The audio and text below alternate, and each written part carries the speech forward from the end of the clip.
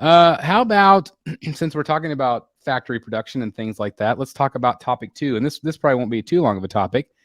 But somebody again mentioned in Facebook they had concerns about statues here lately seem to have been made faster. A lot of them are releasing way before they were supposed to.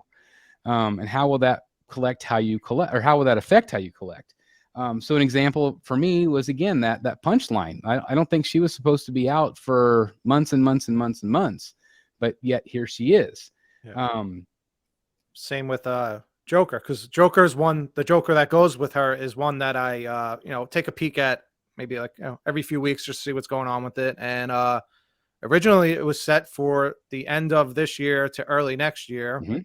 Then it was set to like towards the end of the this year, and I just checked it I think yesterday or today, and now it's set to July to October.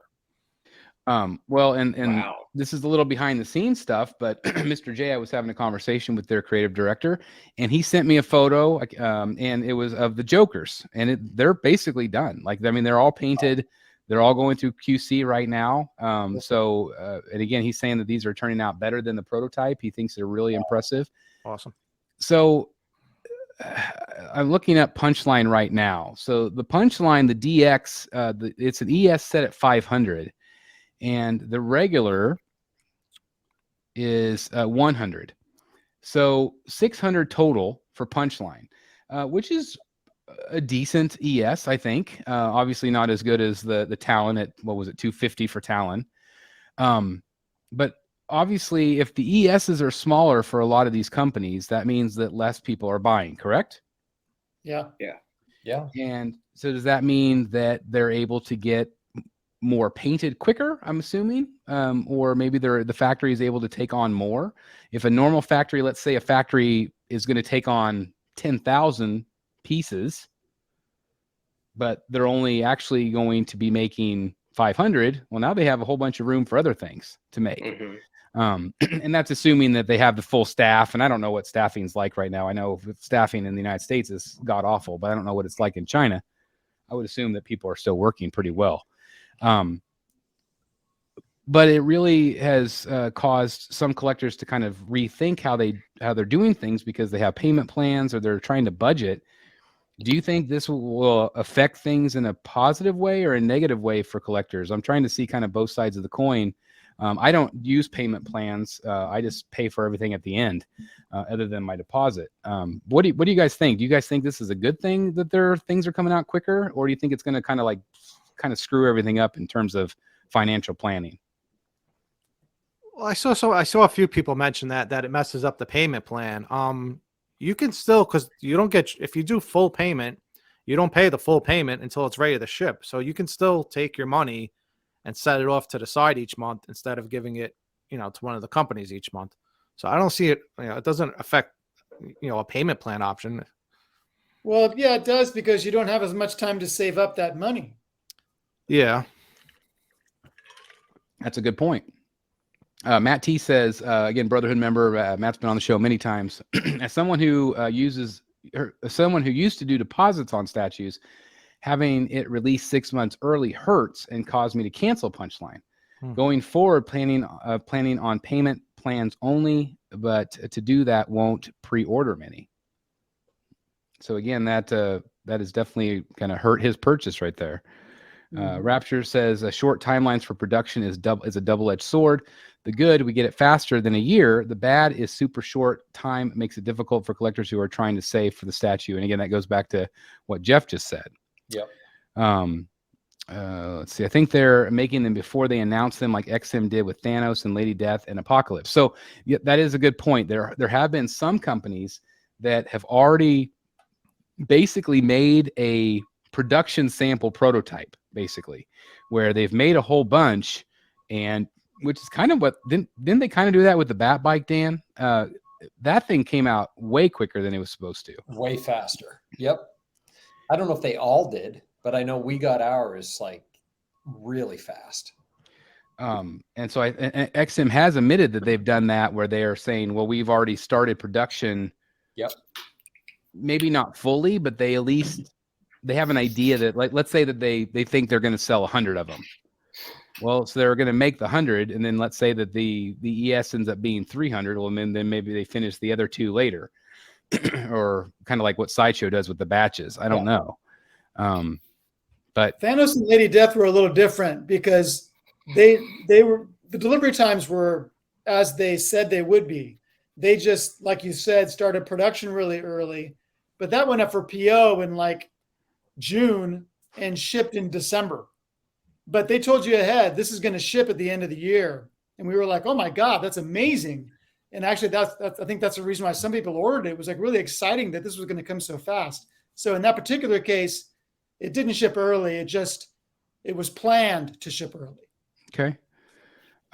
Matt T says the short time on payment plans makes the payments much higher too, which limits how many you can have on pre-order at once. Also a great point. So have you guys ever used the payment plan? With who? Anybody? Yeah, I have. Yeah. Okay. So explain to me, because I've never used it. So let's say that the estimated shipping is a 2-year window. Okay. And you have the 2 years to make those payments. Is it like, let's just say it's once a month or something like that. That's so if they ship it within a year instead of the 2-year window, do they adjust those payments to higher amounts per month? I'm assuming they would have to, right? Or do you still have the 2 years to pay it, and they just don't ship it until after the 2 years are paid? Well, it seems like Sideshow doesn't ship till it's paid for, because people, stuff is already shipping, but people haven't got it paid for, and they're on payment plans. So I would imagine, they either have some there in case people pay it off, or they have some somewhere. I've never experienced, Chris, where it's going to ship that much earlier. Usually the way I'm trying to think, the payment plans that I've done, it's just, for me, it's convenient. If they say, most of the time the ship date is usually about a year with Sideshow, give or take. And I think if I'm thinking about it correctly, they usually have the payment plan run up to about a month or 2 before the expected ship date. And a few times that I've done it, it seems to work out pretty accurately. Although I can remember one time where it was shipping like the month before mine was due to be paid in full. And I didn't realize it until I started seeing people like post that they were getting ship notifications like, where's mine? And I'm like, oh, it's not paid for yet. But it was only like a month. So I just made that final payment right then, and I had shipping within a couple of days. So, if you want it, now I don't do that anymore. Usually I'd kind of do like you. I just pay for it at the end, and I've got my separate, little fund that I put, I squirrel money away for to whatever. But I mean, it is convenient. It takes the discipline out of the equation. Yeah, right. To be disciplined about saving, but Matt says, oh, go ahead. No, I'm probably going to get a lot of hate from saying this, but that's the other thing. I feel like if I need to put a statue on payment plan, I probably don't have enough money. Not that I'm rich to begin with, but it's probably not something I should be buying in the first place. If I have to set aside $50, $100 a month for a statue. Yeah, I hear you. Matt says Sideshow payments used to be about $50 a month. Now they're $100 a month for Poison Ivy. So a big difference. There's a good reason for that, though. Look at the shipping window for that piece. That could be coming as early as August. That's a great point, which is incredibly fast. Yeah. So that had to be. They had to be making that as it came up to order the first day. Could be. Bat Kid Voodoo, who I believe Dan bought his talent from. I did. I really wonder about the longevity of the newly established statue collector community. I think us long-termers are seeing massive industry changes because of the new customer base that aren't stable. Think that's fair? I think that's true in a lot of industries that are more connected to discretionary spend, like this one is. All took the brunt, or saw the most turbulence coming through COVID. right? Mhm. I was actually just talking about somebody with this at dinner tonight before I came on the show. We were talking about that person is involved in a business, part of a consortium that owns a collectibles business in sports memorabilia. Yeah.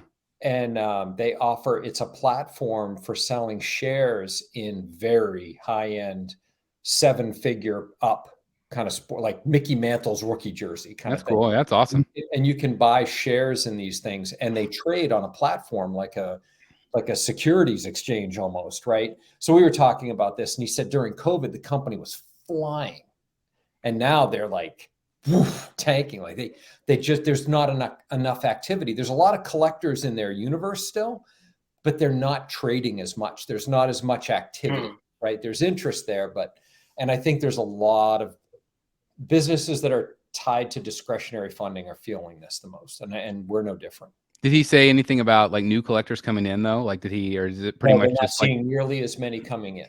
No. Yeah. Well, especially at that kind of price point. Yep. That happened in vintage comics too. During the pandemic, there was a whole bunch of crypto money that came into vintage comics, and it mostly affected Silver and Bronze Age. And dealers were loving it. Prices went bananas on stuff from the 60s, 70s, 80s, and now that's correcting itself. There's a definite correction happening in silver and bronze. Not so much with gold. Gold's pretty stable, but it's been shocking for some collectors how far some things have plummeted. Some keys have plummeted in the past year. Yeah, because they seem to be going crazy. It was nuts. And especially every time any like Marvel announced a show or a character came in, or a movie was announced 3 years down the road, the comic book just went insane. Yeah. Very true. Let's see. Somebody had a question back here. Superman says, are companies releasing pieces faster in order to keep collectors interested and offset the anger of shipping costs or other things? Again, I personally just think it's because people aren't buying as much, and so they're able to ship it out quicker because it's a lower ES. The factories are able to get those things done because, I mean, if they're not having to do, how many pieces do they normally, I mean, what, a couple thousand? If they make a new Batman or a character, it's usually, 1,500 regular, 500 exclusive, and now it's completely upended, where you have 50 regular and 100 exclusive. That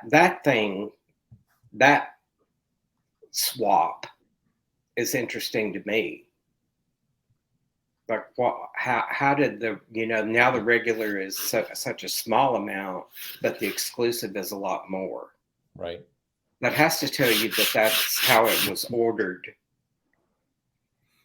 rather than there not going to be any extras sitting around that you're going to be able to pick up. Well, I've heard in the past, and I don't know what it's like now, but I've heard in the past that factories would require a minimum. And so, because they want to get as much maximized money as possible from the company for what the service they're providing. And there's only so many factories to go around. So it would be interesting to have somebody that worked at a factory like that to, kind of talk about what's business like right now. Like, how are they, if there's the ES, I guarantee that the order for Talon was they were hoping for much higher, I'm sure. Sure. But at an ES of 250, I mean, that's again shocking. Again, congratulations to Dan on his getting his in this week. But I don't know, it's just really interesting. And again, that's just why I feel like it's coming out so much quicker. Well, the factories are not going to want to be sitting idle either. Absolutely. Right. So Correct. that tells me that the high prices that they were able to get away charging, they're going to have to drop, because instead of 2,500 punchlines, we're only making 600.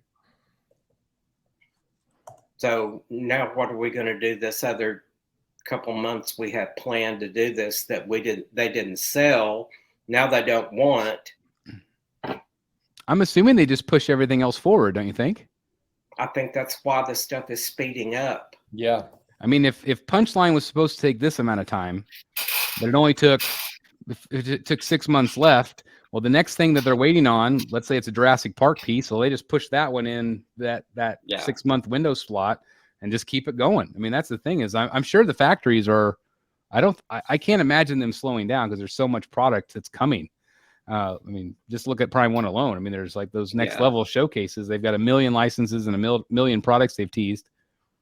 So But I mean, it may not be 3 years now, right? before And something comes out. and that's a giant plus for collectors. Like at least for me, because I like it. I would rather, like, I don't care how much it costs. I want it to get to me quicker, so I don't have to wait 3 years for this Harley right there. That Harley, 3 years. Yeah. And I don't want to wait 3 years because then it get you kind of, we've talked about it before, that you get kind of to a point where like, do I really even want this anymore? Like I'm not excited about getting it. Because now there's been 5 new ones announced. Stanley has a great point. Do you think the weakness in comic book movies as of late, because a lot of them have not done really great, do you feel like that's hurting statue sales? Can't help. That's I was for gonna sure. say, None of it can help. No, I think it's a very valid a point. The only thing that I'm shocked with is I'm surprised that we haven't got more Batman, the Batman statues. We got the one from Robert Pattinson, and the one the Jim Lee one, but like Sideshow teased the Bat bike, and that's just gone MIA completely. Great matte black sculpt, but I mean that was a massive hit, but yet they didn't capitalize on it, even a hit.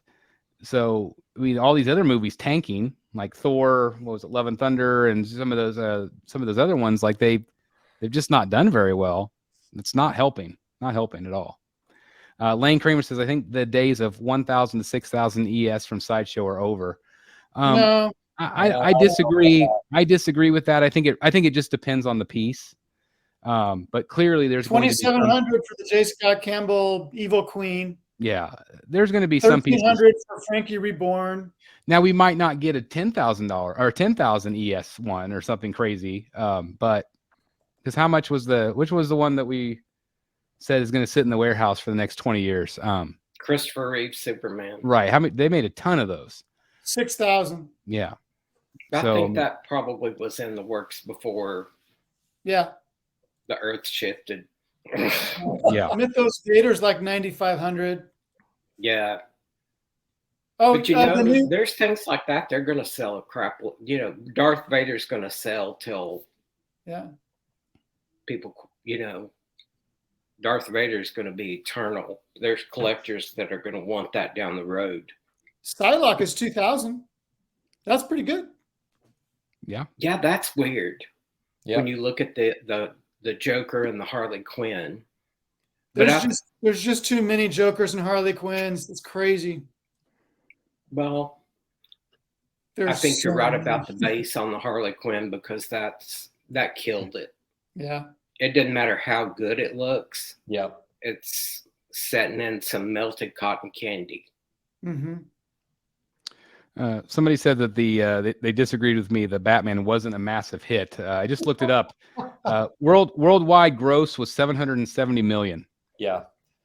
That's pretty good. That's pretty good. That's pretty solid. So, I think that movie agree was to disagree. bigger. I think that movie was way bigger than they thought it would be. Yep. I think so too. And people are desperate for it. Yep. They were desperate for a Batman film like that, I think. But I mean, whether the second one does as well after the people saw the first one, just because it made 770 doesn't necessarily mean it was loved by everyone. But it's pretty strong. I think it's going to depend on the villain, Chris. Yep. I think so too. Yep. I can't say, but I think I know who the villain is. I think it was kind of leaked to me by accident, but it's pretty exciting. We're going to have a chat after this show. Yeah, we're going to have a little chat because sometimes companies know who these characters are going to be 3 years in advance, So